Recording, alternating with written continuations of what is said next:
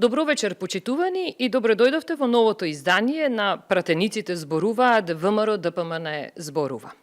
Овој подкаст вечерва го посветуваме на темата злоупотреба на надзорната алатка пратенички прашања. Работата во собранието изобилува со многу можности за надзорни улоги.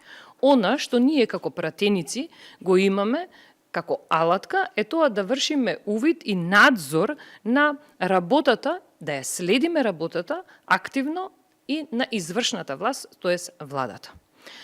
Што значи следењето на владата? Следењето на владата е аспект на тоа да се следат активностите кои ги превзема истата, бидејќи корелацијата со законодавниот дом и извршната власт е многу голема. Вечерва на оваа тема и сето она што се случуваше вчера на пратеничките прашања, како редовна седница од последниот четврток во месецот, ќе зборуваме со мојата почитувана колешка која ни доаѓа од Валандово, градот на убавите калинки, градот на убавата клима, на Фолкфест Валандово и сите тие можности кои ги дава убавината на Валандово, изборната единица 4 и, морам да кажам, мојата колешка е председателка на Општинскиот комитет на ВМРО ДПМН во Валандово, почитуваната Јулија Тушевска. Добро вечер, драга колешке Бети. Ви благодарам на поканата и ми е мило што вака нашата партија ВМРО ДПМН продолжува да работи за граѓаните, затоа што граѓаните се нашата најбитна алка кој што треба да знаат што и како се случува пред се во собранието, бидејќи ние сме избрани од собранието и работиме пред се за народот и за доброто на народот. Токму така, убаво го представи Валандово, имаме топла клима, топли луѓе, калинка која што е овоше која што не успева секаде, меѓутоа еве таа топла клима дозволува да успева во Валандово. Така, има и многу други убави овошки таму, ама за топлината на луѓето, искрено и преку други, ама и преку тебе, навистина добар пример за топлина. Но нашата тема не секогаш за работење, па посебно оваа за вечерва за која што избравме да дискутираме, знае да биде топла, бидејќи од една страна има и позитивни страни на седницата за пратенички прашања, но ете се наоѓаат и негативни страни. Јас би сакала вечерва да поговориме, но пред да зборуваме за пратенички прашања и сето она што се случува нели во собранието, вие како педагог најубаво знаете, како искусен педагог, како изгледа кога некои луѓе манипулираат, лажат, ја извртуваат вистината, но исто така знаете и можете да препознаете како изгледа кога некој ја зборува вистината и според говорот, според ставот, според сите тие карактеристики може да се предпознае кој зборува лага, а кој зборува вистина. Е сега, прв мандат вие како пратеник и од ваш агол, како ги доживеавте, како ја доживеавте атмосферата на политички прашања во собранието? Еве, ако сакате и општо, или пак за вчерашната седница која ја имавме, од еден ваш агол мислење за седницата пратенички прашања. Токму така, Бети, значи прв мандат сум пратеник во Македонското собрание и ми представува чест и задоволство да ги представувам граѓаните во собранието. Исто така напомена дека сум оделенски наставник кој што работеше во образование повеќе од 14 години. Сега разликата помеѓу децата и возрастните во нивните искажувања на лаги и искреност е сосема различна, така што децата на вистина имаат многу бурна фантазија и таа фантазија најчесто може да ја направат и да кажеме дека понекогаш лажат, а тие всушност сакат да привлечат одредено внимание, сакат да скријат одреден страф или некои непријатни случаи кои што им се случувало во нивното секојдневие, додека пак кај возрастните манипулациите пред се заради тоа што имат немоќ, заради тоа што се во безизлезна ситуација, која што моментално се гледа од призмата на опозицијата и кој што претходниот дел на пратенички прашања всушност ги видовме, нивната безизлезност и нивниот начин да едноставно не можат да постават правилно прашање за не дека не е правилно прашање или секој пратеник има право да постави прашање за одредена ситуација, меѓутоа се гледа некоја си недоволно искреност во самите нивни поставувања на прашања, за тоа што и самите пратенички прашања наместо да траат до 6 часот траја многу пократко и завршија многу рано.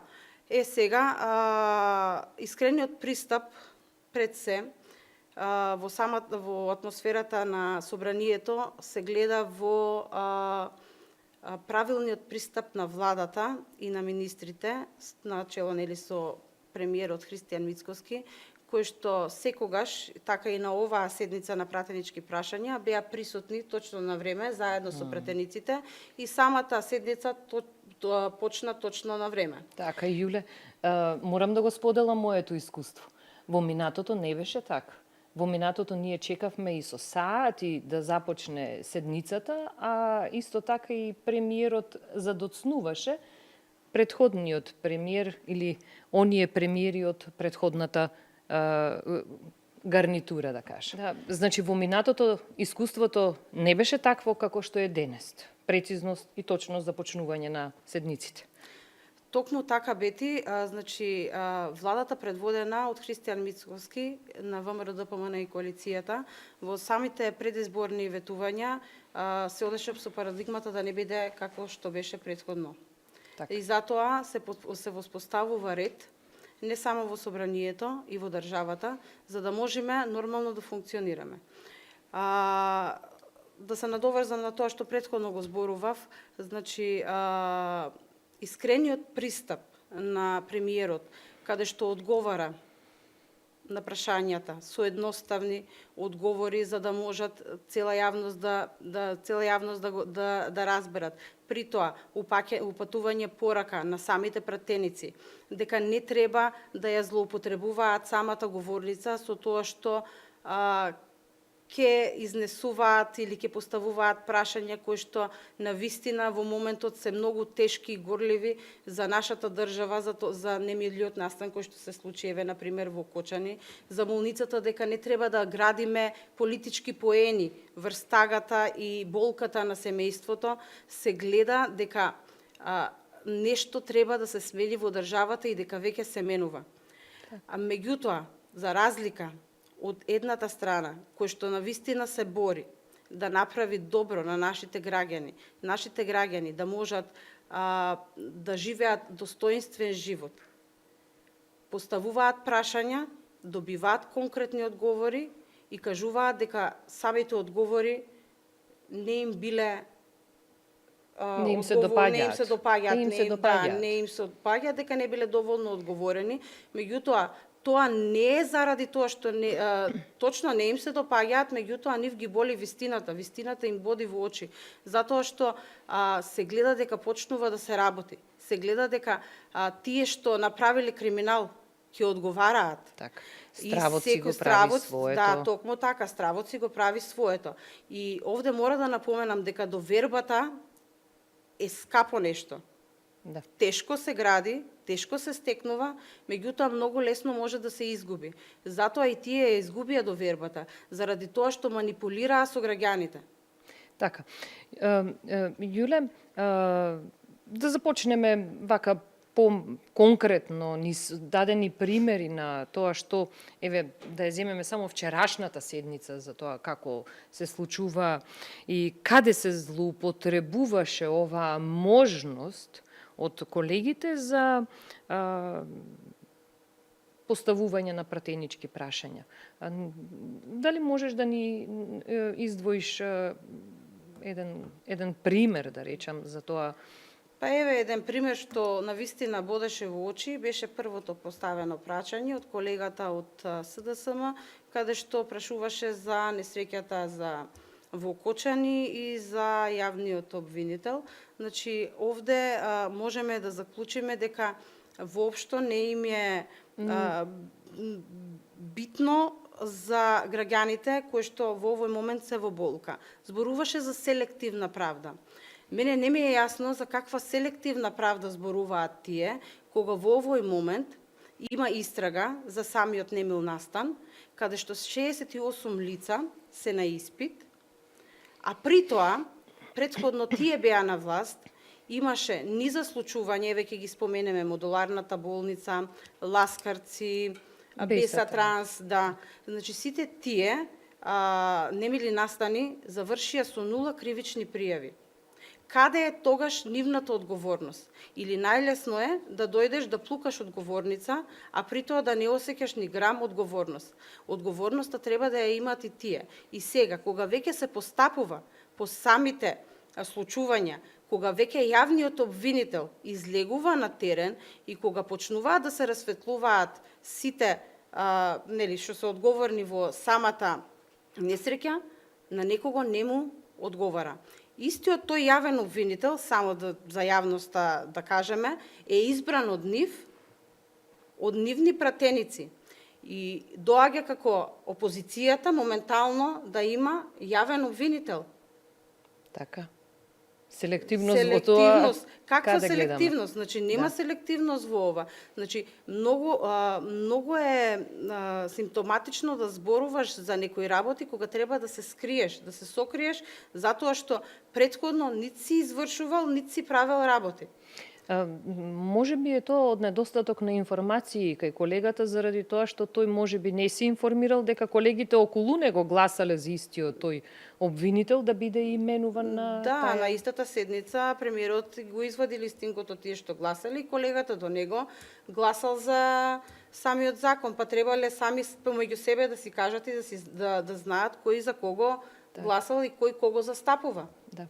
Гласањето за јавниот обвинител, многу од колегите кои се присутни од денешната опозиција, конкретно од пратеничката група на СДСМ, го поддржаа тој предлог кој беше на предлог на владата, подпишан во тоа решение е господинот Артан Групи. Да. И сега како може да има и да се двои време за селективна правда кога гледаме дека и како што каже и премиерот дека има и засегнати луѓе дури и од сите страни, значи без милост. Па затоа се правдата мора дека да излезе. Немаме овде селективна правда затоа што во тие 68 луѓе има и од моменталната коалиција кој што е на ВМРО ДПМН е со коалицијата. Значи има што се во под обвинение, министри, Значи затоа воопшто немат потреба да кажуваат дека има селективна правда, кога всушност селективна неправда правеле тие, со тоа што не постапувале кога се случувале немили настани. Така. Јас на таа седница имав можност да поставувам прашање и во еден дел навистина спомнав дека пред нецела година наследивме пепел од држава со многу лошо функционирање со нефункционирање на работите во државата, со многу голем број на нерешени работи. И сето тоа се рефлектира понатаму и него сигурно сум дека на нив одговорноста која и ќе им следи и треба да им следи, не им се допаѓа. Тоа е еден пример за кој што Токму така, значи не им одговара затоа што реално како што кажа и ти, пред една година беа тие на власт. Каква држава затекнавме кога дојдовме, фактички ние на власт. Немаше учебници во образование. Така е. Платите беа ниски. Почнавме со покачување на платите во образованието. Почнавме со покачување на платите на здравствените работници. Почнавме со платите за зголемување на платите во Министерството за внатрешни работи, односно на полицајците. капацитетите за матичните лекари се зголемени. Исто за матичните гинеколози и за матичните стоматолози.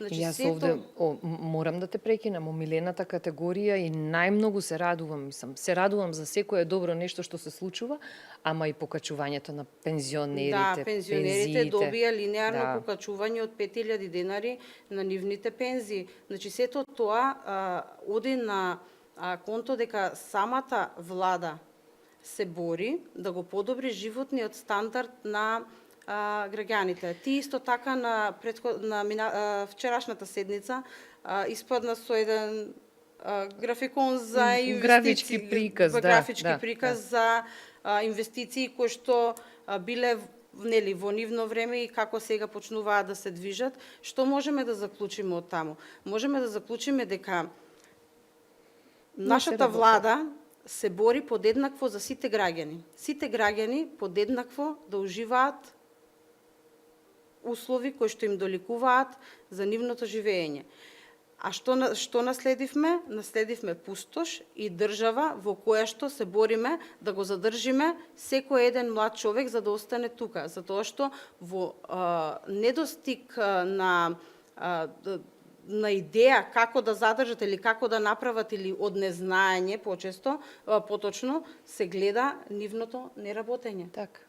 Во прашањата кои беа вчера поставувани, имаше и една колешка од ДУИ која излезе да поставува прашања и сега можеби би се поставило прашањето дали е тоа злоупотреба или не е злоупотреба, но сепак е одредено манипулирање и несериозност да се постават прашања и што после.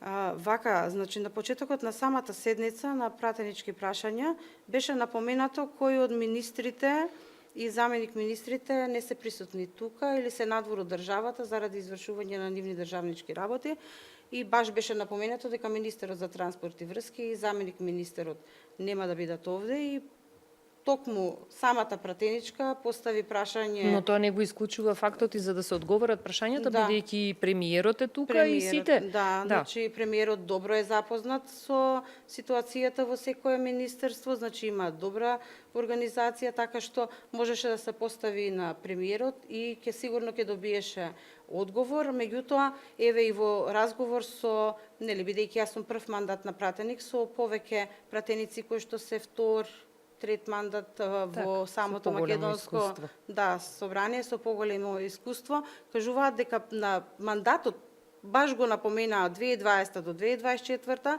дека тие што присуствувале, бидејќи во поголем дел од седниците, голем дел од министрите не присуствувале на самите седници, им одговарале дека ќе добијат одговор на прашањето писмено. Да, со што им се оневозможува можноста да добијат дополнително прашање, а и одговорот кој што ќе го добијат во писмена форма е проформа. Така, ама сега имавме една специфична ситуација во која што самата колешка си побара писмено да ми одговорат. Не сакам јас друг и зошто беше поставено прашањето, на крајот јавноста нема да биде запознаена во овој случај, бидејќи имаме деловнички измени. И сепак тоа доведува до еден аспект на тоа дека се поставуваат прашања колку да се напаѓа, а одговорот и можноста за да се даде одговор не се дава во јавноста. Значи се гради една поинаква перцепција. Можеме да го гледаме како безидејност, како незнаење за да постават прашање или самата работа што ја работи владата и што има на дело резултати, не им дава за простор за да можат да постават прашања со кои што ќе можат да плукаат или да направат некој театар од самите пратенички прашања. Така е. Недостатокот на скандали ги прави да бидат сиромашни во нивната креативност. Но добро е тоа така да биде и нека биде. Сепак треба граѓаните да се запознаваат и да имаат можност да живеат во држава во која што ќе има недостаток на скандали. бидејќи од скандали на сите ни е Преку глава. глава. На крај би сакала еден мал дел да оставиме за колегите за кои што прават секогаш театар кога станува збор за пратеничките прашања или пак воопшто на седница.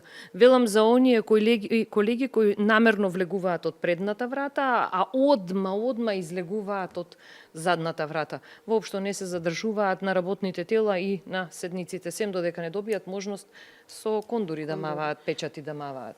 Тоа сакав да го кажам, Бети, ти вчера постави многу убаво прашање, кое што беше, нели, наменето стрикно за богатењето на пратеничката група на Левица, односно за... Ама ги немаше, цел ден не беа на... Да, и на крајот дојдоа. Нивното неприсуство само ги оправдува нашите аргументи.